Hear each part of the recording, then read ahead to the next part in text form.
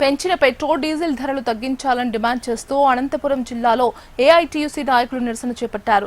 అంబేద్కర్ విగ్రహం నుంచి సప్తగిరి సర్కిల్ వరకు వాహనాలను తాడులతో లాగుతూ కేంద్ర రాష్ట్ర ప్రభుత్వాలకు వ్యతిరేకంగా నినాదాలు చేశారు.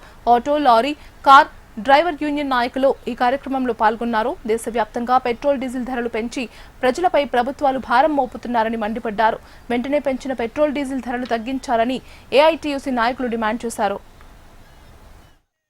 అనంతపురం జిల్లా సమితి ఆధ్వర్యంలో ఈ రోజు ఏఐటీయూసీ అనుబంధ auto union, lorry drivers union, goods vehicle union, car drivers union, ambulance union ఆధ్వర్యంలో ఈ రోజు ఈ వాహనాలని లాక్కుంటూ పోయే నిరసన కార్యక్రమాన్ని చేపట్టాం. దేశంలో పెట్రోల్ డీజిల్ ధరలు అధికంగా కేంద్ర ప్రభుత్వం పెంచుతోంది.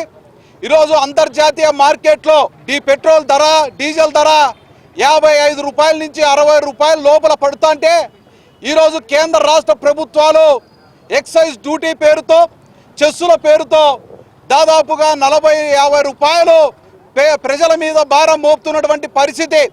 ఈరోజు ట్రాన్స్పోర్ట్ రంగంలో పనిచేస్తున్నటువంటి కార్మికులకి ఉపాధి పోయే పరిస్థితి నెలకొంది. దీని ద్వారా పెట్రోల్ డీజిల్ ధరలు పెంచితే ఈరోజు దేశవ్యాప్తంగా కూడా పేద ప్రజల మీద అధిక భారాలు పడే పరిస్థితి నెలకొంది.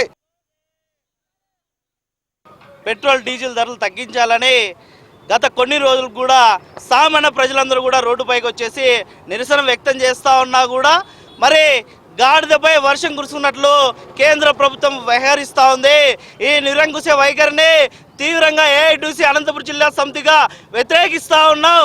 తక్షణమే పెట్రోల్ డీజిల్ ధరలు తగ్గించాలనేసి ఈరోజు కూడా ఏఐటీయూసీ ఆధ్వర్యంలో నిరసన కార్యక్రమం చేపట్టడం జరిగింది.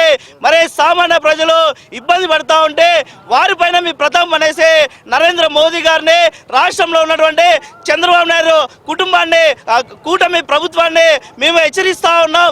తక్షణమే పెట్రోల్ డీజిల్ ధరలు పెంచినటువంటి నరేంద్ర మోదీ గారిని, రాష్ట్రంలో ఉన్నటువంటి చంద్రబాబు నాయుడు గారు, పవన్ కళ్యాణ్ గారు, లోకేష్ గారు నిలదీసి మరి పెట్రోల్ డీజిల్ ధరలు తక్షణమే తగ్గించే విధంగా రాష్ట్రంలో మరి చర్యలు చేపట్టాలని ఈ విధంగా డిమాండ్ చేస్తూ ఉన్నాం.